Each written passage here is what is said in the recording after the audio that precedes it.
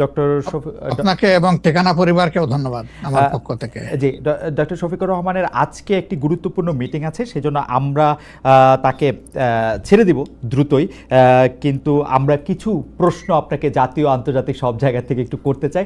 আপনি আশা করব যে আমরা অনেকগুলি প্রশ্নই আপনাকে আজকে করতে পারবো। আমরা শুরু করছি আপনাকে প্রশ্ন করার জন্য। প্রথমে একটু আন্তর্জাতিক অঙ্গনের দিকে একটু আপনার দৃষ্টি ফেরাতে চাই ডক্টর শফিক। আমরা জানি যে মধ্যপ্রাচ্যে বিশেষ করে ইরানের উপর ইসরায়েলের আক্রমণ এবং তার প্রত্যুত্তরে ইসরায়েলের উপর ইরানের আক্রমণের পাল্টাপাল্টি যুদ্ধ চলছে, যুদ্ধ পরিস্থিতি চলছে। যুদ্ধ যদি এখন নাও চলে, সেই যুদ্ধের ক্ষেত্রে বা এই আক্রমণের ক্ষেত্রে বাংলাদেশ সরকারের যে অবস্থান, সেটাকে আপনি যথেষ্ট মনে করেন কিনা? মানে আমরা প্রত্যেকবারই দেখেছি যে বাংলাদেশ সরকার ঐতিহাসিকভাবে প্যালেস্টাইনের বন্ধু এবং ইসরায়েলের এই ধরনের আক্রমণের নিন্দা জানিয়ে থাকে। এবার কি তা যথেষ্ট মনে হয়েছে কিনা আপনার কাছে, ডক্টর শফিকুর রহমান? ধন্যবাদ। প্রথমেই আমি দুঃখ প্রকাশ করি এবং যে সমস্ত নিরীহ মানুষ বিভিন্ন দিকের গোলাবর্ষণে আক্রান্ত হয়ে, বোমায় আক্রান্ত হয়ে ইতিমধ্যে নিহত হয়েছেন, আমি তাদের আত্মার মাগফিরাত কামনা করি এবং তাদের পরিবার আপনজনদের প্রতি আমি সহমর্মিতা জ্ঞাপন করি। যুদ্ধ আসলে কোনো সমাধান নয়, যুদ্ধ হচ্ছে ধ্বংসের কারণ। দুনিয়ার যুদ্ধের মাধ্যমে শান্তি আসবে না, শান্তি আসতে হবে কন্টিনিউয়াস ডায়ালগ এবং পরস্পরকে সম্মানের মধ্য দিয়ে। তো যা হয়েছে এটা তো হঠাৎ করে হয়নি, এটা একটা ধারাবাহিকতা। দীর্ঘদিন ধরে গাজার উপর, ফিলিস্তিনের উপর যা আক্রমণ চলে আসছে, প্রতিদিন সেখানে নিরীহ মানুষ, শিশু, নারী, পুরুষ, বৃদ্ধ, অনেক মানুষই প্রতিদিন নিহত হচ্ছেন। আমরা এই বেদনাদায়ক দৃশ্য দীর্ঘদিন ধরে অবলোকন করছি। যাদের মিনিমাম বিবেক আছে তারা এই তৎপরতাকে কোনোভাবে সমর্থন তো করবেনই না, অন্তরের অন্তঃস্থল থেকে তারা নিন্দা করেন, এটাই স্বাভাবিক, আমরাও নিন্দা করি। ইরানকে হঠাৎ করে কেন এই আক্রমণ করা হলো? বিনা নোটিশেই, কিন্তু অনেকটা বিনামেকে বজ্রপাতের মতো তাদের একটা স্বাধীন সার্বভৌম দেশে ইসরায়েলি হামলা করেছে। আমরা এটা নিন্দার সাথে সাথেই জানিয়েছি, এবং শুধু আমরা না, দুনিয়ার বিবেকবান সবাই জানিয়েছে, এমনকি আরব বিশ্বের অনেকেও এই হামলার নিন্দা জানিয়েছিলেন। তবে ইরানেরও আত্মরক্ষার অধিকার আছে, যে কারো আত্মরক্ষার অধিকার আছে। আত্মরক্ষার স্বার্থে কেউ যদি কোনো ভূমিকা নেয় তাকে দায়ী করা যাবে না, কারণ সে আক্রান্ত। আক্রান্ত ব্যক্তি, রাষ্ট্র কিংবা সংস্থার আত্মরক্ষার অধিকার, এটা মানবতার ইতিহাসে স্বীকৃত, এটা কেউ অস্বীকার করে না। কিন্তু আমরা লক্ষ্য করেছি যে এই আক্রমণ প্রতি আক্রমণ, দুই আক্রমণেই শুধু সামরিক লক্ষ্য বস্তুতে আঘাত হানা হয়নি, বিভিন্ন ধরনের আঘাত এসেছে, এবং এক পর্যায়ে আমেরিকা এখানে সম্পৃক্ত হয়ে পড়লেন। অথচ আমেরিকার জায়গা থেকে যুদ্ধ থামানোর ভূমিকা নেওয়াটাই ছিল উচিত, সেটা হয়নি, বরঞ্চ যুদ্ধে জড়ায় পড়লো আমেরিকা। এবং আমেরিকাও ইসরায়েলের মতোই, বরঞ্চ এর চেয়ে ভয়াবহ আক্রমণ করে বসলো ইরানের উপর। আসলে এগুলা কোনোটাইকে আমরা সমর্থন করি না। এখন আপনার প্রশ্ন হচ্ছে যে বর্তমান সরকার যেটুকু কনসার্ন ব্যক্ত করেছে, এটাকে আমরা যথেষ্ট মনে করি কিনা। আসলে যথেষ্ট তো হলো যে মুসলিমের পাশে সরাসরি দাঁড়াইতে পারবে, ওটা তো আমরা কেউ পারছি না। বরঞ্চ আমরা আমাদের নৈতিক সমর্থন দিয়ে এবং অন্যায়ের বিরুদ্ধে নিন্দা অথবা প্রতিবাদ জানিয়ে আমরা আমাদের অবস্থান স্পষ্ট করতে পারি। সরকার যা করেছে, আশা করি আপনার এবং আমার এই আলোচনার মাধ্যমে সরকার আরো বেশি উপলব্ধি করবে যে তাদের আরো কিছু করণীয় ছিল। না মাননীয় আমির, আমরা একটি বিষয়ে একটি প্রশ্ন উঠেছে। প্রশ্নটি হচ্ছে এরকম যে 13 তারিখে পররাষ্ট্র মন্ত্রণালয় থেকে এই ইরানের উপর আক্রমণের প্রতিবাদ জানানো হয়েছে, কিন্তু সেটি আসলে এমনকি পররাষ্ট্র মন্ত্রীর পক্ষ থেকেও সে প্রতিবাদ জানানো হয়নি, পররাষ্ট্র মন্ত্রণালয়ের পক্ষ থেকে। এর আগে আমরা দেখেছি এরকম আক্রমণের ক্ষেত্রে বাংলাদেশের সরকার বা রাষ্ট্রপ্রধান আসলে প্রতিবাদ জানান, তারা একটি বক্তব্য রাখেন বা বক্তব্য দেন। এই ক্ষেত্রে আমরা ডক্টর মোহাম্মদ ইউনূসকে একদম চুপচাপ দেখছি। ডক্টর মোহাম্মদ ইউনূস সরকারকে বলা হচ্ছে যেহেতু তারা এখন মার্কিন যুক্তরাষ্ট্র সরকারকে খেপাতে চান না, সেই জন্য তারা এই ব্যাপারে আসলে এক ধরনের ধীরচল নীতি অবলম্বন করছেন। আপনি কি বিষয়টা সেভাবে দেখেন কিনা? এটার ব্যাখ্যা তারা ভালো দিতে পারবেন, তবে এমন দৃষ্টিভঙ্গি থাকলে এটা উচিত হবে না। কারণ মানবতা যেখানেই আক্রান্ত হবে, একটা স্বাধীন দেশ হিসেবে, বিবেকবান কর্তৃপক্ষ হিসেবে অবশ্যই আমাদেরকে রেসপন্স করতে হবে। এই প্রসঙ্গে আরেকটু আন্তর্জাতিক প্রশ্ন, সেটা হচ্ছে যে আরব রাষ্ট্রগুলো, বিশেষ করে অর্গানাইজেশন অফ ইসলামিক কান্ট্রিজ এবং আরব ওয়ার্ল্ড, যারা আরবের ধনী বৃষ্য, তাদের যে প্রতিক্রিয়া, সেই প্রতিক্রিয়াকে আপনি আসলে সঠিক মূল্যায়ন করেন কিনা, দুই এক কথা বললেই হবে যে আপনি কি তাদেরকে খুবই দুর্বল, খুবই দুর্বল, আপনি খুবই খুবই খুবই দুর্বল মনে করতেছেন। আমি একটু আন্তর্জাতিক রাজনীতি থেকে একটু আঞ্চলিক রাজনীতিতে আসি। অনেকেই বলে থাকেন যে বাংলাদেশে রাজনীতি করতে হলে ভারতের সাথে একটা বড় সম্পর্ক রেখে রাজনীতি করতে হবে। আপনার কাছে কি মনে হয় এই সময় ভারতের সাথে বড় সম্পর্ক কারা রাখতেছেন, এবং জামায়াতে ইসলামীর সাথে ভারতের সম্পর্ক আসলে কেমন? প্রথম কথা হলো যে রাজনীতি কার জন্য? রাজনীতি আমার মাটি এবং মানুষের জন্য। সুতরাং আমার সম্পর্কটা হবে জনগণের সাথে, আমার সম্পর্ক হবে আমার মাটির সাথে। এটা আমার 1 নম্বর প্রায়োরিটি। 1 নম্বর প্রায়োরিটিকে তার জায়গায় রেখে দুনিয়ায় যারা বন্ধু হয়ে এগিয়ে আসবেন দেশ এবং জনগণের কল্যাণে, আমরা সবাইকে আমরা স্বাগত জানাবো, অভিনন্দন জানাবো এবং বুকে ধারণ করব। কিন্তু যদি এই সম্পর্ক রাখার অর্থ এটি হয় যে কোনো রাষ্ট্রের আনুকূল্য নিয়ে অথবা রাষ্ট্রকে সন্তুষ্ট রেখে কোনো ধরনের রাজনৈতিক কর্মকাণ্ড পরিচালিত হবে, আমরা তার সম্পূর্ণ বিরোধী। ওকে, এই ক্ষেত্রে কেউ কেউ বলতেছেন যে বিএনপির সাথে ভারতের একটি সম্পর্ক দেখা যাচ্ছে, আবার কেউ কেউ উল্টোটা বলতেছেন ডক্টর মোহাম্মদ ইউনূস ভারতের সাথে সম্পাদিত শেখ হাসিনা সরকারের কোনো চুক্তি আলোর সম্মুখে আনছেন না এবং তার কোনোটিই বাতিল করছেন না, কারণ ডক্টর মোহাম্মদ ইউনূস সরকারেরও ভারতের সাথে একটি নিবিড় এবং প্রবল সম্পর্ক রয়েছে।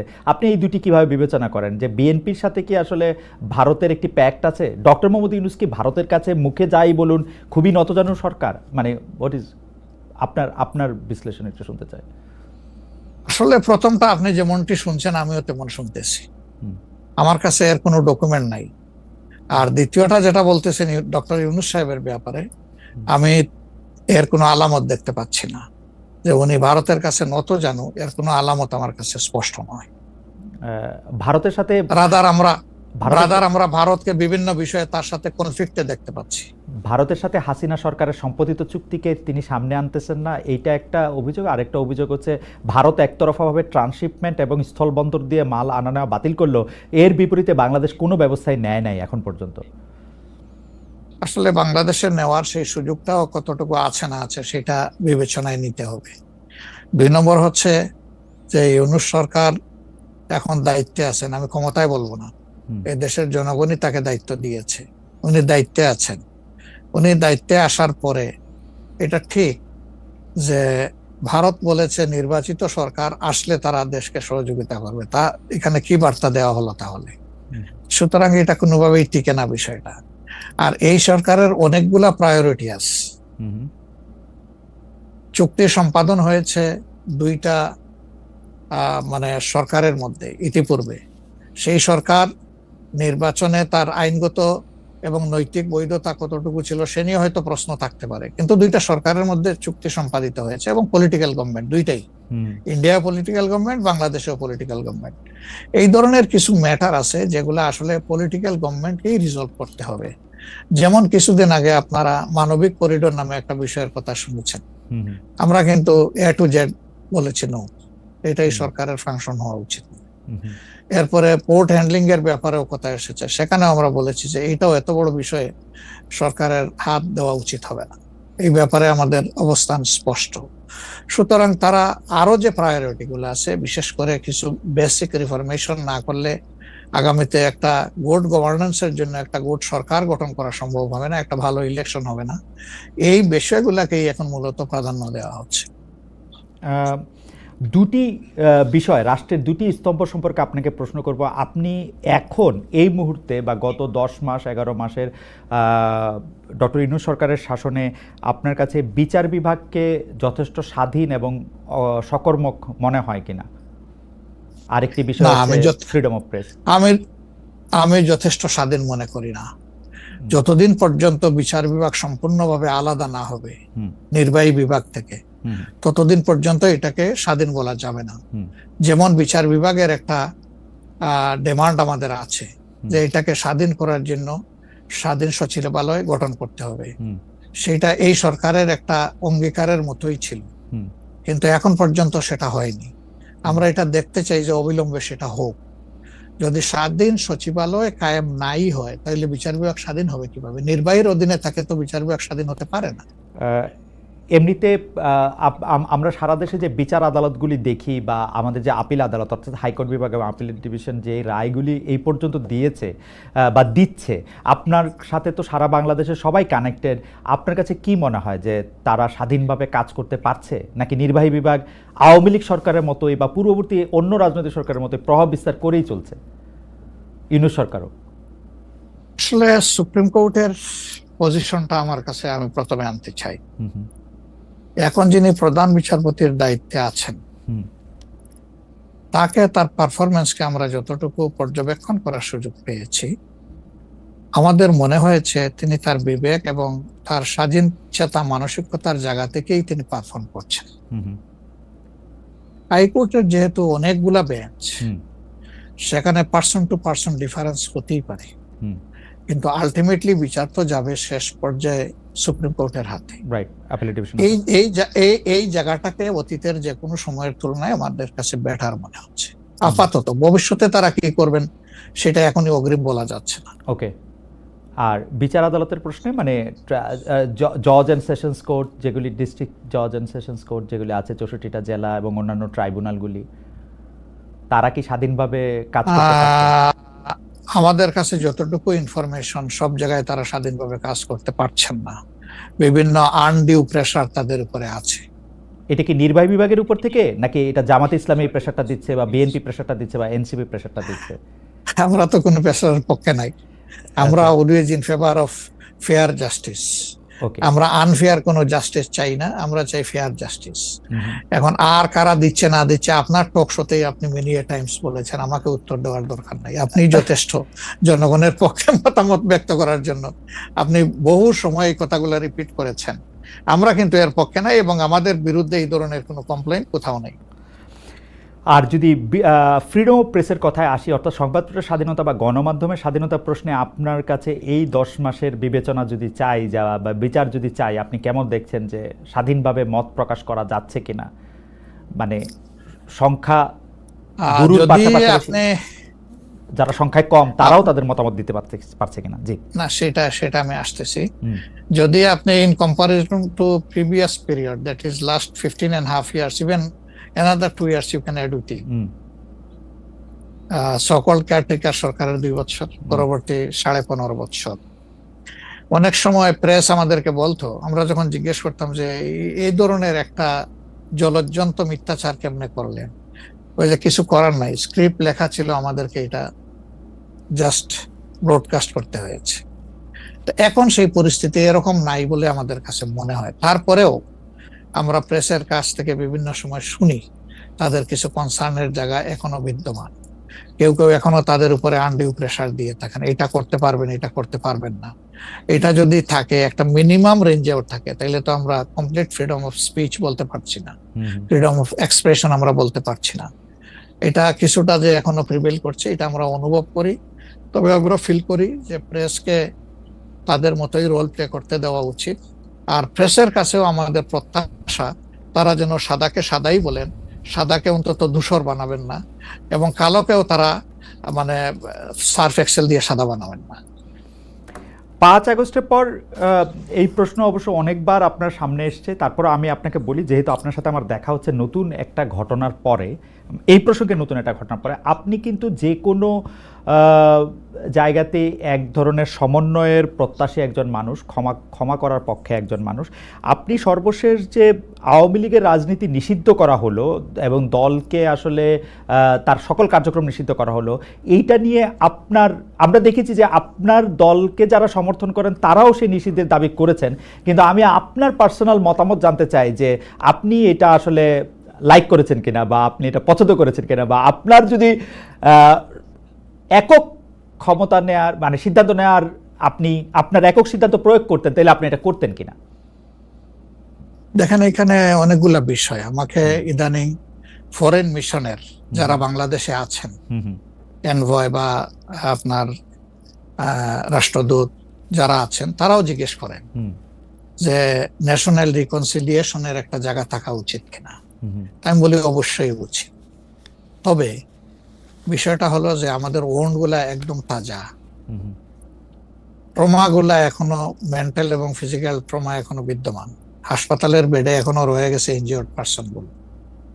শহীদ পরিবারের অনেকেই তাদের আপনজনের লাশও এখন পায় নাই, লাশের সন্ধান বা কবরের সন্ধানও পায়নি। সো এটা একদম তাজা একটা বিষয়। যেমন আমরা যদি সাউথ আফ্রিকার কথা ধরি, তাহলে ডিকেডস আফটার ডিকেডস এটাকে হিলিং করতে, রিকনসিলিয়েশনে আনতে সময় লেগেছে। অতএব মিনিমাম একটা সময় দিতে হবে। আওয়ামী লীগের ক্ষেত্রে কি হয়েছে, তাদেরকে নিষিদ্ধ করা হয়নি, তাদের কার্যক্রমের উপরে মানে নিষেধ আরোপ করা হয়েছে, তারা ফাংশন গুলা করতে পারবে। 15.5 বছর তো তারা সুযোগ পেয়েছিলেন এই দেশে ফেয়ার ডেমোক্রেসি, তারা চাইলে কিন্তু কালচার করতে পারতেন এবং ইতিহাসে স্মরণীয় হয়ে থাকতে পারতেন। কিন্তু আসলে আপনিও তো তাদের অনেক কর্মকাণ্ডের প্রতিবাদ করেছেন অত্যন্ত জোরালো ভাবে। আগের আপনার ঠিকানা থেকে, বর্তমান ঠিকানা থেকে, সব জায়গা থেকে আপনি যেখানে যখন ছিলেন আপনি করেছেন। কেন করলেন? এই জিনিসগুলো অ্যাকসেপ্টেবল ছিল না, এই জন্যই তো করেছেন। তো তারা তো 15.5 বছর মানুষকে তাদের কোনো ডেমোক্রেটিক এবং পলিটিক্যাল রাইট দেয় নাই। জাস্টিস পাওয়ার রাইটটাও তারা স্ন্যাচ করে নিয়েছিল। এই ধরনের সবগুলা রাইটই তো কার্যত তারা কেড়ে নিয়েছিল। আপনি যদি প্রেসের কথা বলেন, এখন তো অ্যাটলিস্ট যখন তখন যাকে তাকে প্রধান উপদেষ্টাকে একটা কথা বলেছে ঢুকাই দাও, মামলা একটা দিয়ে তাকে সাথে সাথে ঢুকাই দাও, এই কাজ তো এখন হচ্ছে না। আয়নাগরের ঘটনা তো এখন একটু হইতেছে। মাননীয় আমির, একজন ইউটিউবার আছেন সাব্বির, তাকে জেলে দিয়ে দেওয়া হয়েছে প্রধান উপদেষ্টাকে, কি জানি বলছে। না আমি বলতেছি সেটা, আমি বলছি যখন তখন হচ্ছে না, গণ হচ্ছে না, 2-1টা কেস হইতেই পারে, এটা এক্সেপশন। কিন্তু আগে তো এটা ছিল প্র্যাকটিস এন্ড র্যান্ডম, এটা কিন্তু এখন হচ্ছে না। তারপরে আপনি দেখেন যে আয়নাগরের যে বিষয়টা, মানুষকে ধরে নিয়ে ঢুকাই দাও, ওয়ার অ্যাবাউট কেউ জানে না, তার ফ্যামিলি জানে না যে মানুষটা বেঁচে আছে নাকি মরেই গেছে। যদি মরে যায় তার কবর কোথায়, আদৌ জীবনে দেখবো কিনা তার কবরটা, সেটাও তো প্রশ্ন। এরকম তো ঘটনা ঘটেছে। এবং যাদেরকে আয়নাগরে নেওয়া হয়েছে তারা কিন্তু সবাই ফিরে আসেননি। তারা অনেকেই এখনো আমরা জানি না তারা কোথায় আছে, আদৌ বেঁচে আছেন কিনা। তো এগুলা তো এখন হচ্ছে না। আর বায়বীয় মামলা যেটা বলা হয় সরকারের পক্ষ থেকে, এখন সরকারের পক্ষ থেকে সেরকম মামলা নেই। এখন মামলা হচ্ছে পলিটিক্যাল যারা বিভিন্ন পার্টিজ আছেন তারা, সেই ক্ষেত্রে এক এক দলের এক একটা দৃষ্টিভঙ্গি। আমাদের দৃষ্টিভঙ্গি হচ্ছে যে ফর ফেয়ার জাস্টিস কমপ্লেইনটা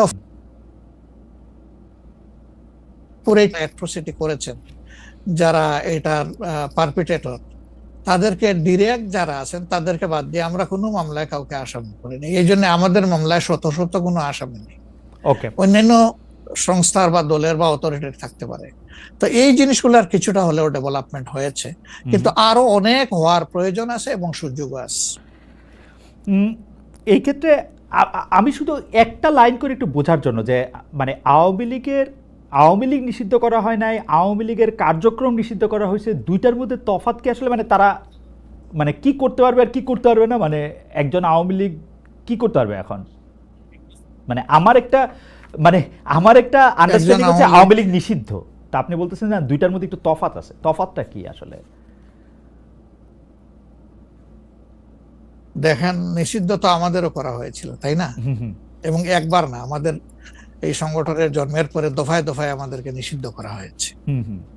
নিষিদ্ধ যখন কোনো সংগঠনকে করা হয় তখন এই সংগঠনের ব্যক্তিরাও বিভিন্ন ধরনের সমস্যায় পড়ে যান, এর সাথে রিলেটেড ব্যক্তিরা। এমনকি তাদের স্বাভাবিক জীবনযাত্রাটাও তাদের পক্ষে চালায় নেওয়া সম্ভব হয়। তারা যদি সমাজের কোনো ক্রিমিনাল ব্যক্তি নাও হয়ে থাকেন তবুও তাদের উপরে সমস্যা আরোপ হয়েছে। কিন্তু যখন কার্যক্রম নিষিদ্ধ থাকবে তখন ওই পলিটিক্যাল কার্যক্রমগুলা ছাড়া বাকি জীবনের সবই তো তারা করতে পারবে, করছে তো। আচ্ছা, তারা তো এই দেশ ছেড়ে সবাই তো আর চলে যাননি, সবাইকে জেলেও ঢুকানো হয়নি। এইটা একটু পরিষ্কার হয়েছে। জনাব যুদ্ধাপরাধের মামলায় জামাত নেতা এটিএম আজহারুল ইসলাম খালাস পাওয়ার পর আপনি একটি সংবাদ সম্মেলনে বলেছেন, জামায়াতে ইসলামী বা তার কোনো নেতাকর্মীর মাধ্যমে কেউ ক্ষতিগ্রস্ত হয়ে থাকলে তার কাছে নিঃশর্ত ক্ষমা চাই। এই ক্ষমা প্রার্থনায় কি ৭১ মুক্তিযুদ্ধের সময়টাও আছে কিনা সেটা সেদিন আপনি স্পষ্ট করেননি, আজকে এটা স্পষ্ট করবেন? মানে আপনি অনেকেই প্রশ্ন করছেন যে জামায়াতের মাননীয় আমির ক্ষমা কিসের জন্য চাইলেন, মানে 47-এর পর থেকে শুরু করে আজকে পর্যন্ত, শুধু 71 না, 47-এর পর থেকে শুরু করে আজকে পর্যন্ত আমাদের দ্বারা যত মানুষ যত জায়গায় কষ্ট পেয়েছে, কেউ যদি ক্ষতিগ্রস্ত হয়ে থাকে, সেই মানুষগুলো তাদের সকলের কাছে আমি বিনা শর্তে ক্ষমা চেয়েছি। কেন ক্ষমা চেয়েছি? আমরা মানুষ, ইন্ডিভিজুয়াল মানুষ যেমন ভুল করতে পারে, মানুষের সমষ্টি একটা দলেরও বিভিন্ন ভুল সিদ্ধান্ত থাকতে পারে। কোনটা ভুল কোনটা সঠিক ইতিহাস এটা নির্ধারণ করবে। আজকে যেটাকে ভুল বলা হচ্ছে, কালকে এটাই হয়তো সবচেয়ে বড় সঠিক হিসাবে প্রমাণিত হবে। আর ইতিহাসের পালাবদলে রাজনীতিতে সবাই জিতে না, কেউ জিতে কেউ হারে।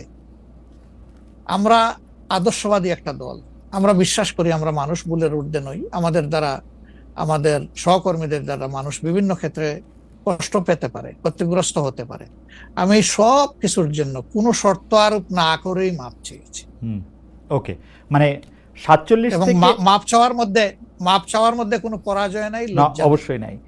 47 থেকে আজ পর্যন্ত যে কোনো কিছুর জন্য মানুষ আপনাদের কাছ থেকে যদি কোনো ধরনের আঘাত পেয়ে থাকে, তার জন্য আপনি দুঃখ প্রকাশ করেছেন বা ক্ষমা চেয়েছেন। এর ভিতরে সব ঢুকে গেছে, কোনো কিছু বাদ নাই। ওকে, এভরিথিং ইনক্লুডেড। আচ্ছা, এবং এটা আনকন্ডিশনাল, মানে অ্যাপোলজি দিয়ে আনকন্ডিশনাল পার্ডন সিক করেছে।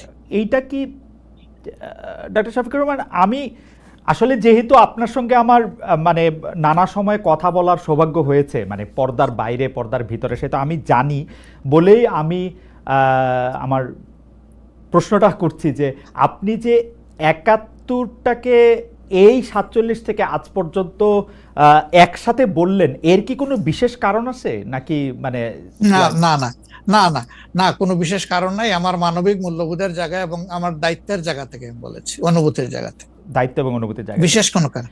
আচ্ছা, আমি আবার 2-3 দিনের ঘটনা একটু আসি। আমরা 2টা ঘটনা আমরা দেখেছি যে আমাদের অনেককে ব্যথিত করেছে। একটা হচ্ছে লালমনিরহাটে একজন যিনি নরসুন্দর, তিনি এবং তার ছেলেকে খুব আয়োজন করে মারধর করা হচ্ছে এবং তাদেরকে টেনে নিয়ে পুলিশের কাছে নিয়ে যাওয়া হয়েছে। এবং আরেকজন যিনি 2018 সালের ডিসেম্বরের রাতের ভোট বলে খ্যাত নির্বাচনের যে প্রধান নির্বাচন কমিশনার, তাকে আসলে খুবই অপমানজনকভাবে মানে থানায় নিয়ে যাওয়া হয়েছে এবং সেটা আবার ভিডিও করা হয়েছে।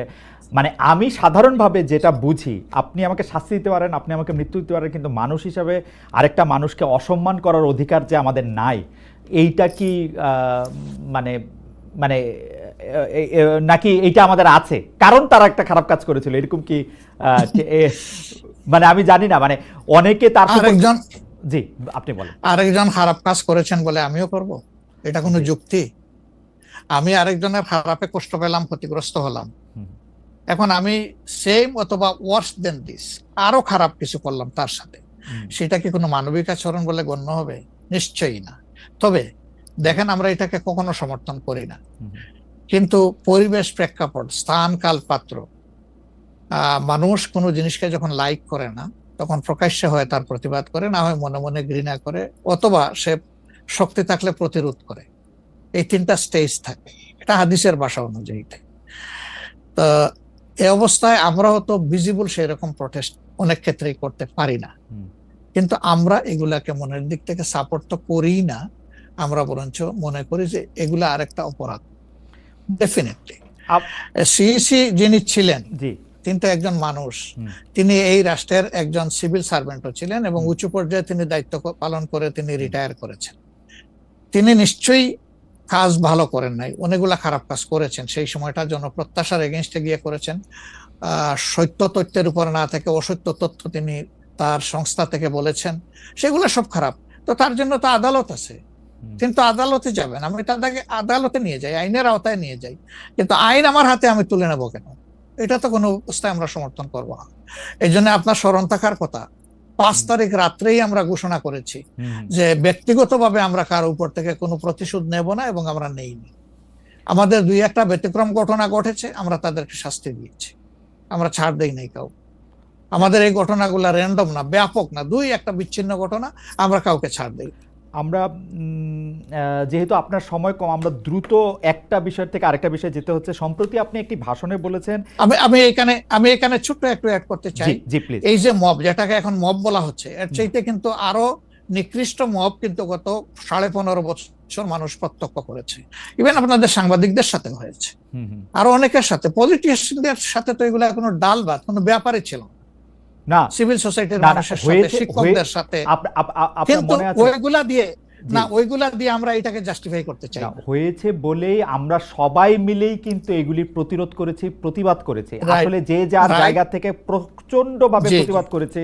আমার মনে আছে ডয়েচে ভেলেতে থাকতে আমি একবার শেখ হাসিনার নাম করে এতবার বলতেছিলাম যে কেন তিনি এটি করবেন, কেন তার এটি সমালোচনা করা যাবে না, এবং কেন তার এটা, মানে আমার মনে আছে যে মানে আমার সাংবাদিকতায় আমি কোনো সময় অ্যাক্টিভিজম করতে চাই না বা অ্যাক্টিভিজমের জায়গা থেকে, কিন্তু এইগুলির প্রতিবাদ আমরা সবাই মিলেই আসলে করেছিলাম, যে যার অবস্থান থেকে। এখনো আমাদেরকে করতে হবে, কিন্তু এখনো যদি আমরা সেই জায়গার মধ্যেই থাকি এবং কেউ কেউ আমরা এটা বলি যে তারা করেছে সেজন্য এটা ঠিক আছে, সেইটার ব্যাপারে আপনার কাছে বিচার দিতে চাইছি। প্রশ্নই ওঠে না, এটাকে সাপোর্ট করা যাবে না। আরেকজন অন্যায় করেছে তাই আমি আরেকটা অন্যায় করবো, এটা চলবে না। আর তাইলে আমরা ভালোর দিকে আগাবো কিভাবে? অ্যাবসলিউটলি আমরা তো আগাতে পারবো। আপনি সম্প্রতি এক ভাষণে বলেছেন, আরেকটা প্রসঙ্গে যাই, যে সেই গণতন্ত্র হালাল যার মাধ্যমে আল্লাহর বিধান কায়েম করা যাবে, বুলেট নয় ব্যালটের মাধ্যমে যেতে হবে। এটা আপনি বলেছেন হাদিসের রেফারেন্স দিয়ে। আপনার এই বক্তব্যের প্রতিবাদ করেছেন মুফতি ডক্টর সাইয়েদ মোহাম্মদ এনায়েতুল্লাহ আব্বাসী সিদ্দিকী। রবিবার ফেসবুক এক পোস্টে দাবি করেছেন যে তিনি হাদিসের সুস্পষ্ট অপব্যাখ্যা করেছেন। আপনি এক লাইনে আবার একটু ব্যাখ্যা দিবেন কিনা? আমি হাদিসের দেই নাই।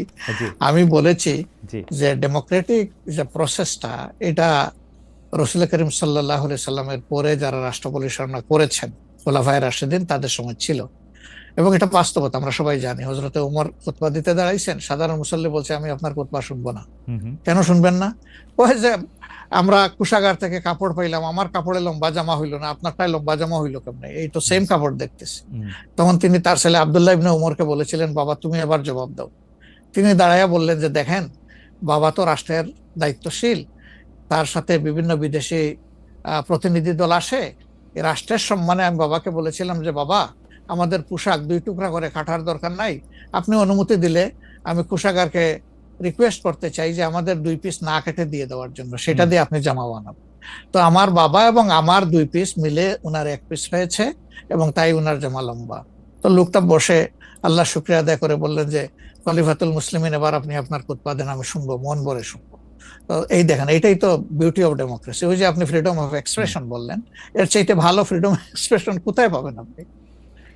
আমি বলেছি যে না, গণতন্ত্র হচ্ছে এটা কোনো ইজম না, এটা আপনি নিজেও জানেন। গণতন্ত্র কোনো মতবাদ না, it's a way to establish your ism. আপনি যেটা চয়েস করেন, এটা ক্যাপিটালিজম হইতে পারে, সোশ্যালিজম হইতে পারে, কমিউনিজম হইতে পারে, এরকম যেটাই হোক সেটা আপনি করবেন। কিন্তু এটা একটা ওয়ে, এই বাহনের উপরে আপনি চড়ে যাবেন। সেটা যদি আল্লাহর দিন কায়েমের উদ্দেশ্যে হয়, তাহলে অবশ্যই এটা মুসলমানদের জন্য হারাম হওয়ার কথা না। এখন আমার কথার সাথে তো ডিফার করতেই পারেন, উনি একজন লার্নেড মানুষ, আমি তাকে রেসপেক্ট করি, এবং কারো ডিফারেন্সটাকেও আমি রেসপেক্ট করি, কারণ এটা না হলে তো আপনার ফ্রিডম অফ এক্সপ্রেশন থাকবে না, এবং মাল্টিকালচারাল সোসাইটিও বিল্ড আপ করা সম্ভব হবে না। আচ্ছা, অ্যাবসলিউটলি ফাইন। আচ্ছা, আপনি শুক্রবার একটা দলীয় কর্মসূচিতে বলছেন যে দিন কায়েমের চেষ্টা বা প্রচেষ্টা ঐচ্ছিক নয়, মুমিনের উপর ফরজ। আরবার আপনাদের দীর্ঘদিনের একটা স্লোগান হচ্ছে এরকম, আল্লাহর আইন চাই। এখন একটি নতুন প্রচারণা, মানে অনেক দলকেই ক্ষমতায় দেখাচ্ছে, মানে জামাত ইসলামের একটা নতুন প্রচারণা এরকম যে অনেক দলকেই ক্ষমতায় দেখা হয়েছে, জামাতকে একটিবার সুযোগ দেওয়া হোক, আপনারা যদি নির্বাচনে জিতে ক্ষমতায় যেতে পারেন তাহলে কি বর্তমান ব্যবস্থা পাল্টে কোরআন সুন্নাহ ভিত্তিক শাসন বা শরিয়া আইন, শরিয়া ব্যবস্থা চালু করবেন? আসলে দেখেন, কোরআন সুন্নাহ ভিত্তিক মানে অনুশাসন যেটা, এটার ব্যাপারে সমাজের পারসেপশনের ভিন্নতা আছে। আমাদের বাংলাদেশের যে সংবিধান আছে, এই সংবিধানের অনেকগুলা আর্টিকেল, অনেকগুলা ধারা উপধারা কোরআনের সেন্সের সাথে পুরোপুরি মিলে যায়, এটার সাথে কোনো ডিফারেন্স নাই। আবার কিছু কিছু ধারা আছে সেখানে কনফ্লিক্ট, কন্ট্রাডিকশন আছে। ওরকম পরিবেশ পরিস্থিতি যখন আসবে, জনগণের প্রত্যাশার আলোকে এটা মানে সবার সাথে ইন্টারেক্টিভ হয়, সবাইকে সাথে নিয়েই ইনশাআল্লাহ ভালো জিনিসগুলোকে আমরা ইনপুট দেবো, আল্লাহ চাই। তবে এটাও মনে রাখার বিষয় যে কোরআনী শাসন হঠাৎ করে আল্লাহ তাআলা এস্টাবলিশের হুকুম দেন নাই। It was a gradual process. Say for example মাদক কিন্তু দুনিয়ার কেউ কিন্তু এটাকে অ্যাপ্রুভাল দেয় না, বাট এটার প্র্যাকটিস সব জায়গায় আছে, এটা বাস্তবতা। তো সেই মদ যখন হারাম ঘোষণা করা হয়, নিষিদ্ধ করা হয়, তখন কিন্তু 3 পর্যায়ে গিয়ে চূড়ান্তভাবে এটা নিষিদ্ধ করা হয়েছিল। তো এটা গ্রাজুয়াল একটা প্রসেস। আপনি একটা ক্রাইম থেকে, দীর্ঘদিনের প্র্যাকটিস থেকে মানুষকে সরাবেন, আল্লাহ তাআলার সেই বিধানকে অনুসরণ করেই আমরা আগাবো ইনশাআল্লাহ। 5 আগস্টের পর থেকে বিএনপির পক্ষ থেকে যেহেতু জাতীয় নির্বাচনের দাবি জানানো হয়েছিল, এটা নিয়ে অনেক তাদেরকে রঙ্গব্যঙ্গ করা হয়েছে। জামায়াতে ইসলামী মাঝামাঝি থেকে ফেব্রুয়ারি ইলেকশনের কথাও বলেছে, রোজার পরেও ইলেকশনের কথা বলেছে, রোজার আগেও ইলেকশনের কথা বলেছে, কিন্তু আমরা দেখতে পাচ্ছি জামায়াতে ইসলামী 300 আসনে প্রার্থী ঘোষণা করে ফেলেছে। আপনারা যদি পরে কোনো রাজনৈতিক জোট করেন বা পরে যদি কোনো ধরনের রাজনৈতিক সমঝোতার মাধ্যমে জাতীয় সরকারের একটা আবহ তৈরি হয়, তাহলে কি হবে? আপনারা এখনই জোট ঘোষণা করে ফেলেছেন, সেটা কেমন হলো? আলহামদুলিল্লাহ, এটা আমাদের সাথে যাদের ইন্টারেকশন আছে তারা সবাই জানেন। আমরা বলেছি যে এটা আমাদের অফিসিয়াল ঘোষণা না, এটা হলো প্রাথমিক সিলেকশন, এবং সমস্ত আমাদের নমিনি যারা হবেন তাদেরকে সেম মেসেজ দেওয়া হয়েছে যে জাতীয় বৃহত্তর স্বার্থে যে কোনো সময় যে কোনো পরিবর্তন যে কোনো আসনে আসতে পারে। আমাদের সংগঠন এটার জন্য পূর্ণ প্রস্তুত। প্রয়োজনে আমার থেকেই পরীক্ষা শুরু হবে, কোনো অসুবিধা নেই। আপনার কাছে ছোট একটি পরীক্ষা, সেটি আপনার পরীক্ষা না, আপনার কাছে একটি ছোট পরীক্ষা। আপনি কুষ্টিয়া 3 সদর আসনে জামাত ইসলামের এমপি প্রার্থী হিসেবে ঘোষণা করা হয়েছে জনপ্রিয় ইসলামী বক্তা জনাব আমির হামজাকে, কিন্তু এদিকে আবার জামাতি ইসলামীর শুরা সদস্য জনাব ফরাজ হোসেন রয়েছেন, তার নামও জোরে সোরে শোনা যাচ্ছে। অনেকে বলছেন যে তৃণমূল জামায়াত আসলে পছন্দ করে নাই হঠাৎ করে এরকম একজনকে মনোনয়ন দেওয়া। এই বিষয়টাকে আসলে আপনি কিভাবে দেখেন? শুধু জনপ্রিয়তার জন্য না, নট দ্যাট। আমরা যখন কোনো জায়গায় নমিনি সিলেকশন করি তখন 2টা জিনিস আমরা বিবেচনায় নেই। একটা হলো যে এই নমিনির ব্যাপারে স্থানীয় সংগঠনের যারা নেতাকর্মী আছেন তাদের দৃষ্টিভঙ্গি কি, 2 নম্বর হচ্ছে জনগণের দৃষ্টিভঙ্গি কি। এই 2টা বিষয়কে আমরা বিবেচনায় নিয়েই প্রার্থী সিলেকশন করি। এবং এটা যেগুলা শুনতেছেন, অনেক সময় আমাদেরকে অতি ভালোবাসেন যারা, ওই যে আপনি একবার আমাকে জিজ্ঞেস করলেন যে আপনাদের ব্যাপারে এত বিরোধিতা করে কেন, আমি বলছিলাম যে তারা অত ভালোবাসে তো অনেক বেশি, এই জন্য আমাদেরকে নিয়ে কসলাইতে হবে। জনাব আমির হামজার বিরুদ্ধে যে দুটি বক্তব্য বেশি সামনে আসছে, তিনি একবার বলেছিলেন যে তার 14 গোষ্ঠী সবাই আওয়ামী লীগ করেন। 2 নম্বর হচ্ছে যে এই জুন মাসেও জনাব আমির হামজা নিজ এলাকায় মোটরসাইকেল শোডাউন করেছেন, যেই শোডাউনের রাজনীতি অ্যাপারেন্টলি আপনারা উৎসাহ দেন না, কিন্তু তাকে এটি করতে দেখা যাচ্ছে। হ্যাঁ, আমরা তার দৃষ্টি আকর্ষণ করেছি। ওকে, আমরা এই ব্যাপারে দৃষ্টি আকর্ষণ করেছি যে পাবলিক ইনকনভিনিয়েন্স হয় এমন কোনো কাজ আমরা করব না, যত দূর সম্ভব এটা আমরা অ্যাভয়েড করে চলবো। এটা আচ্ছা, আমরা আরেকটা প্রসঙ্গে আসি যে লন্ডনে ডক্টর মোহাম্মদ ইউনূস এবং জনাব তারেক রহমানের বৈঠকের পর যৌথ বিবৃতির প্রসঙ্গে জামায়াতে ইসলামী একটা শক্ত অবস্থান নিয়েছে। তারা বলেছে যে বৈঠককে তারা স্বাগত জানিয়েছেন, কিন্তু যৌথ বিবৃতিটা তারা পছন্দ করেন নাই। এই কারণে জাতীয় ঐক্যমত্য কমিশনে তাদের অংশগ্রহণও তারা একদিনের জন্য বয়কট করেছেন, মানে আপনারা বয়কট করেছেন। পরে আবার ডক্টর মোহাম্মদ ইউনূস আপনাকে ফোন করেন এবং সেই টেলিফোনের পরে আপনি ডক্টর মোহাম্মদ ইউনূস টেলিফোনে কি বলেছিলেন আপনাকে, সেটাকে আমাদের একটু বলা যাবে? না, উনি আসলে সেখানকার পরিবেশটাই তুলে ধরেছেন সামগ্রিকভাবে যে কেন উনি এটা করতে গেলেন। আমাদের কনসার্নের জায়গা ছিল যে তিনি নির্বাচনের একটা টাইম লাইন, ডেট না, একটা টাইম লাইন ঘোষণা করেছিলেন যে এইটা 1st of April কোনো একটা সময়ে নির্বাচন অনুষ্ঠিত হবে এবং নির্বাচন কমিশন সেই ব্যাপারে তারিখ নির্ধারণ করে তারা শিডিউল দেবে। এটা কিন্তু সবগুলা দলের সাথে সিরিজ অফ টকের পরে, উনি সরাসরি আলোচনার পরে এটা করেছিলেন। এরপরে তিনি লন্ডনে গিয়েছেন। তারেক রহমান সাহেব যেহেতু দেশে নেই এবং তিনি কার্যত বিএনপির এখন হইলেন নির্বাহী প্রধান, ভারপ্রাপ্ত চেয়ারম্যান, তো তার সাথে একটা বৈঠক হওয়াই উচিত, হইতেই পারে, এটা তো ভালো, এটা খারাপ কি? রাজনীতিতে ডায়ালগই তো উত্তম সমাধান।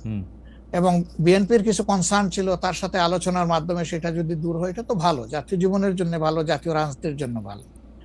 কিন্তু যেটা সকল দলের সাথে আলোচনা করে তিনি একটা টাইম লাইন দিলেন, শুধুমাত্র একটা দলের সাথে আলোচনা করে সেটা থেকে এইভাবে তার প্রকাশ্যে ঘোষণা দেওয়া, যদিও তিনি ডেফিনেটলি বলেন নাই যে রমজানের আগেই হবে, তিনি বলেছেন যদি এই জিনিস ফুলফিল করা যায় তাইলে সেটা আগেও চিন্তা করা যেতে পারে, কিন্তু সেটা ভালো হতো। আমাদের বক্তব্য হচ্ছে ভালো হতো দেশে এসে তিনিও তাকে বলতেন যে আমি সম্মানের সাথে আপনার কথা শুনলাম, আমি মনে করি আপনার কথাগুলো লজিক্যাল, আমি দেশে গিয়ে আবার দলগুলোর সাথে একটু আলাপ করবো, করে এটাকে কিভাবে শেপ দেওয়া যায় আমি চিন্তা করবো, আপনি আমার উপর আস্থা রাখতে পারেন। That was good. কিন্তু এটা না করে সেখানে এটা ঘোষণা দেওয়াটাকে আমরা সঠিক মনে করি নাই। আমরা মনে করি যে ক্ষমতার ভারসাম্য একদিকে হেলে গিয়েছে এবং জাতি একটা রং মেসেজ পেয়েছে। এই জন্য আমরা আমাদের এই পর্যায়ে এটা আমার একটা প্রশ্ন, আপনার কাছে কি মনে হয় পরবর্তী জাতীয় সংসদ নির্বাচন আসলে কোন দিন কোন মাসে হবে? আমি ঠিক এটা জানি না, তবে আমি মনে করি যে এটা এপ্রিল পাড়ি দেবে না কোনো অবস্থায়। আর ফেব্রুয়ারিতে হলে আমি বলেছি সবার আগে, আপনি বলেছেন যে হ্যাঁ, যে ফেব্রুয়ারিতে হলে এটা বেস্ট, কারণ এই সিজনটা আমাদের জন্য কমফোর্টেবল সিজন ইলেকশনের জন্য। আপনার কাছে কি মনে হয় আপনার মনে কি এরকম একটা সম্ভাবনা আপনি দেখতে পান যে এটা রমজানের পরেও আসলে যেতে পারে? সেই ক্ষেত্রে রমজানের সময় আপনাদের ক্যাম্পেইন করতে হবে। বেশিরভাগ সময় আমরা দেখি যে রমজানের সময় ধর্মপ্রাণ মুসলমানদের অনেকেই আসলে দুনিয়াবি কোনো জিনিসের মধ্যে থাকতে চান না, সেই ক্ষেত্রে ভোটের মানে এখনো কি? আমার মনে হয় যে রমজানে তো আমরা সব ধরনের সব কাজই তো করি, কাজ তো আমরা বাদ দিই না কোনো। রাইট। অফিস আদালত ব্যবসা বাণিজ্য সবই তো করি, খেত খামার যার যেটা আছে। রমজান আমাদের জন্য কোনো সমস্যা না, রমজান কারো জন্যই সমস্যা হওয়া উচিত না। কোনো দল বলেছেন যে রমজানে ক্যাম্পেইন করতে গেলে অনেক ইফতার মাহফিল হবে, সেখানে প্রচুর টাকা খরচ করতে হবে। আপনি করবেন না, আপনি ইফতার মাহফিলে মেহমান হিসাবে গিয়ে খেয়ে আসবেন, দোয়া করে দিয়ে আসবেন, অসুবিধা কি? আপনাকে টাকা খরচ করতে হবে কেন? ওই সময় তো এমনিও টাকা খরচ করা ঠিক না, শিডিউল ডিক্লারেশন হয়ে যাওয়ার পরে মানুষকে খাওয়ানো ঠিক না। আপনি খাবেন, অসুবিধা কি? দাওয়াত দিলে যাবেন, খাবেন, কথা বলবেন, মিশবেন, হাত মিলাবেন, এটাও আপনার নির্বাচনী কাজকে আগাবে, কোনো সমস্যা তো নাই। আপনি কোনটা প্রেফার করবেন, মানে ইলেকশনের ডেট ফেব্রুয়ারি অর এপ্রিল? আমরা তো প্রেফার করে বলেছি বেস্ট হইলো ফেব্রুয়ারি। কিন্তু এপ্রিলে হইলে কোনো অসুবিধা নাই। আমরা মনে করি এপ্রিলে হইলে অসুবিধা নাই, তবে এটা ক্রস করা উচিত নয়। এপ্রিল ক্রস করা উচিত না, কোনো অবস্থায় উচিত হবে না। আপনি কি মনে করেন এখন যদি নির্বাচন কমিশন বলে যে তারা ডিসেম্বরে নির্বাচন দিতে চান, তাইলে কি আপনারা আপত্তি জানাবেন না আপনাদের এটা? হ্যাঁ, না, আমরা ওই যে দুই তিনটা জিনিস বলেছি, যে বেসিক রিফর্ম, তারপরে হচ্ছে আপনার দৃশ্যমান বিচার, প্রবাসীদের ভোট ইনকর্পোরেট করা, এই তিনটা জিনিস যদি আমরা মিনিমাম পাই তাহলে ডিসেম্বর কেন, সামনের মাসে হইলে আমাদের কোনো আপত্তি নেই। ডিসেম্বর আমাদের দর্শক, আর আমরা দেখেন মূল থেকে কখনো বলি নাই যে এই মাসে হতেই হবে, এই শব্দ কিন্তু কখনো আমরা উচ্চারণ করিনি। আমরা এই ব্যাপারে ফ্লেক্সিবল। আমরা প্রধান উপদেষ্টার কমিটমেন্টের উপরে রেসপেক্ট শো করতে চাই। উনি বলেছিলেন ডিসেম্বর এই বছর অথবা আগামী বছরের জুনের মাঝখানে যে কোনো সময় তিনি নির্বাচন দিবেন। তা আমরা দেখতে চাই যে তিনি তার কথার উপরে আছেন। তবে এটাও ঠিক যে মে জুন এইগুলা কিন্তু ইলেকশনের জন্য কোনো ফেভারেবল টাইম না।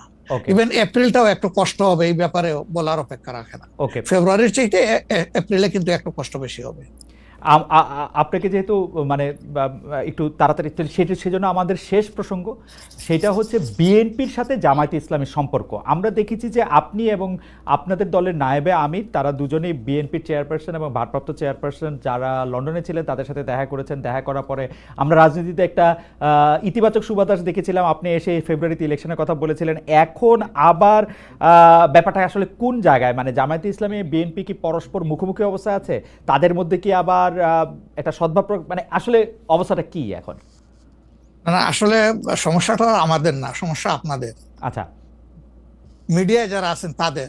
আচ্ছা, আমরা তো মুখোমুখি না, আমরা তো পাশাপাশি আছি। তো ওকে, আমরা এই যে ঐকমত্য কমিশন বলেন বা অন্যান্য মিটিং গুলা বলেন বা আমাদের নিজেদের মধ্যে কথাবার্তা বলেন, আমরা তো কোনটা বন্ধ রাখি নাই, আমরা সবটাই আছি। কিন্তু কতিপয় মিডিয়া, সবাই না, এই কুচায় কুচাইয়া টেনে টেনে সুতা বাহির করে কোথায় একটু বিএনপির মুখামুখি জামাত হবে, জামাতের মুখামুখি বিএনপি হবে। এটার মধ্যে জাতির কি কল্যাণ আছে আমরা বুঝতে পারি না। আমাদের তো ওরকম কোনো রেশারেশির সম্পর্ক নাই। আমি হচ্ছে যে দুটা, খালি আপনি মিডিয়ার কথা বলছেন, ভালো করছেন। এখন আমরা তো আসলে মানে মিডিয়া থেকে অনেক সময় তথ্য নেই। বিএনপির নেতার প্রসঙ্গে একটি সংবাদ শিরোনাম আমি পড়েছি, ভোট হলে তো তাদের গুরুত্ব থাকবে না, জামায়াতকে ফখরুলের খোঁচা। স্বাধীনতার অবিশ্বাসীদের সমর্থন করা যাবে না, মির্জা ফখরুল। আবার আরেকটা রিপোর্ট, আবার আরেকটা পত্রিকার রিপোর্ট, জামায়াতকে স্বাধীনতা বিরোধী বলা হলে অনেকের বাবাও রাজাকার ছিলেন, জামায়াতের সাধারণ সম্পাদক বলছেন। তো আপনি আসলে শুধু মিডিয়াকে না বলে, আমরা তো একটা নেতাদের মধ্যে আপনারে তত একটা দেখি না, মানে আপনারা আমি মনেই করতে পারতেছি না, আমি প্রাণপণে মনে করতে চেষ্টা করতেছিলাম, কিন্তু নেতা কর্মীদের মধ্যে তো ব্যাপারটা আসলে আমরা দেখি। না না, আছে, এটা আমি অস্বীকার করব না। জি। এটা যে কিছু নাই আমি সেটা বলছি না, তবে একটা কথা দেখেন যে আসলে গর্ব অহংকার বড় খারাপ জিনিস। ওকে। অহংকার আল্লাহ তাআলার চাদর, হুম। এটা নিয়ে কেউ টানাটানি করুক, এটা মহান আল্লাহ পছন্দ করেন না। তো গর্ব অহংকার করতে করতেই একদল কোথায় গেছে চিন্তা করেন। তারা তো সব সময় মানুষকে কুচিয়ে কুচিয়ে কথা বলতেন। রাইট। কোথায় তোমাদের ঈদের পরের আন্দোলন, কোথায় গিয়ে আশ্রয় নিবা, এই ধরনের অনেক কথাবার্তা ছিল না? অবশ্যই, অবশ্যই ছিল। তা আমি এটা যদি আমিও বলি, এটা গ্রহণযোগ্য হওয়া উচিত নয়, এবং এটা অন্য কেউ যদি বলে সেটাও গ্রহণযোগ্য হওয়া উচিত নয়। কাউকে নিয়ে উপহাস করতে নাই। আপনাকে নিশ্চিত থাকতে হবে আপনি যাকে নিয়ে উপহাস করছেন, আল্লাহ একদিন তার কাছেই আপনাকে নিয়ে দাঁড় করাবেন, এবং তখন আপনি লজ্জিত হবেন। তো আমাদের কারোই এমন কথা বলা উচিত না যে এই কথাটা বলে এরপরে আপনার মুখের দিকে তাকাই আমি হাসতে পারবো না, এমন কোনো কথা বলা উচিত। 10টা 42 বাজে, আমি কি একটা ছোট্ট প্রশ্ন আর করবো 2-1 মিনিটের মধ্যে, এটা উত্তর দিতে প্লিজ পারবো? প্লিজ প্লিজ, সেইটা হচ্ছে যে বলেন। এটা আমাদের ইলেকশনের আগে তো অনেক ধরনের কথাই আসে, কেউ কেউ একটা জরিপ করে, কেউ কেউ নিজস্ব। আপনারা কি নিজস্ব কোনো জরিপ করেছেন আপনাদের আসন বা আপনাদের পপুলার ভোট বা পপুলারিটির ব্যাপারে? কেউ কেউ বলছেন এবার আপনারা 91-এর বিএনপি যেমন আওয়ামী লীগকে কাঁদিয়ে ক্ষমতা পেয়ে গেছিল, এইবারও আপনাদের এরকম একটা হইতে পারে, এটা কি আপনার মনে হয় যে মানে? মহান আল্লাহ সবচেয়ে ভালো জানেন, তবে আমরা জরিপ করেছি এবং আরো করব। আচ্ছা। আমরা যখন জরিপ করি তখন নির্বাচনী কোনো আবহ সৃষ্টি হয় নাই, সেটা ছিল নভেম্বর ডিসেম্বরে। আর আমরা এখন নির্বাচনী আবহ কিছুটা এসেছে, সকল অ্যাক্টর এখন ময়দানে কম বেশি ভিজিবল হবেন, তারপরে ইনশাল্লাহ আমরা জরিপ করব। তখন বোঝা যাবে যে আগের মূল্যায়ন আর পরের মূল্যায়নের মাঝে তফাৎটা কতটুকু। আর যেটা বললেন যে কাউকে কাঁদ দিয়ে খাওয়ার ক্ষমতায় যাওয়া, আমরা ভাই আসলে ক্ষমতায় যাওয়ার বিষয়টা দেখি না। আমরা দেখি যে এটা একটা বিশাল দায়িত্বের বোঝা। আল্লাহ যদি কখনো সে কাজের জন্য আমাদেরকে কবুল করেন, তাহলে আমরা শাসক নয় ভাই, দোয়া করেন আমরা যেন মানুষের সেবক হতে পারি। আপনাকে অনেক ধন্যবাদ। আমি শুধু শেষ কথা আপনার কাছ থেকে একটু জানতে চাইবো যে আপনি মনে করতেছেন এপ্রিলের পরে হয়তো নির্বাচন চাবেন না, ফেভার করতেছেন হচ্ছে ফেব্রুয়ারিতে হতে। আপনি কি আমাদের দর্শকদের উদ্দেশ্যে কিছু বলবেন, যাতে একটা নির্বাচনী বা গণতান্ত্রিক আবহাওয়ার মধ্যে যে যার মতো করে আসলে সৎভাবে তার নির্বাচনী ক্যান্ডিডেট বা তার পছন্দের মানুষ বাছাই করতে পারে? এই প্রসঙ্গে থ্যাংক ইউ আমাকে শেষ সুযোগ দেওয়ার জন্য। অবশ্যই প্রথমে আমি দর্শকদের উদ্দেশ্যে বলবো যে অনেক ত্যাগ এবং তিতিক্ষার বিনিময়ে আমাদের স্বাধীনতা পাওয়া, আমাদের 24-এর এই পরিবর্তন পাওয়া, এটাকে আমরা যেন সঠিকভাবে সম্মান করি, মূল্যায়ন করি, এবং দেশে একটা সুশাসন কায়েমের জন্য অবশ্যই পূর্ব শর্ত হচ্ছে একটা ভালো নির্বাচন, সুষ্ঠু নির্বাচন, গ্রহণযোগ্য নির্বাচন। সেই নির্বাচনের জন্য যে যেখানে আছে সেখান থেকে কোনো অন্যায়কে সমর্থন নয়, বরঞ্চ ন্যায়ের পক্ষ নিয়ে আমরা যেন দাঁড়ায় যেতে পারি। ন্যায়ের পাল্লা যেদিকেই থাকবে আমারও সমর্থনটা সেদিকেই থাকবে। কোনো অন্যায়, সেটা আমার দীর্ঘদিনের সম্পর্ক যদি কারোর সাথে থেকে থাকে, আমি যেন অন্যায়ের সঙ্গী না হই, কেউ যেন অন্যায়ের সঙ্গী না হয়। 2 নম্বর, যেহেতু প্রবাস থেকে আপনার সাথে আমার এই কথা, সেই কারণে আমি অনুরোধ করব যে প্রবাসীদেরকে শুধুমাত্র রিমিটেন্স যোদ্ধা বলে আমাদের দায়িত্ব শেষ হয়ে যায় না, বরঞ্চ প্রবাসীদের সবচেয়ে বড় অধিকার তাদের ভোটের অধিকার। এটা নিশ্চিত করার জন্য আমি আহ্বান জানাবো প্রবাসের যে যেখানে আছেন সেখান থেকে আপনাদের সর্বাত্মক, যেখানে আন্দোলন সম্ভব আন্দোলন, যেখানে চেষ্টা সম্ভব চেষ্টা, আপনারা এটা করতে থাকুন। আমরা এই ব্যাপারে অত্যন্ত দৃঢ় প্রতিজ্ঞ যে এটা হওয়া উচিত।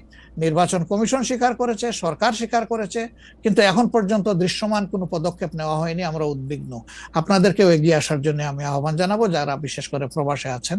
ভোটের অধিকার ছাড়া অনেকগুলো বেসিক জিনিস আছে, আমি বারবার এগুলা বলেছি, সেগুলো আমাদের কনসার্ন, এবং আমরা কমিটেড।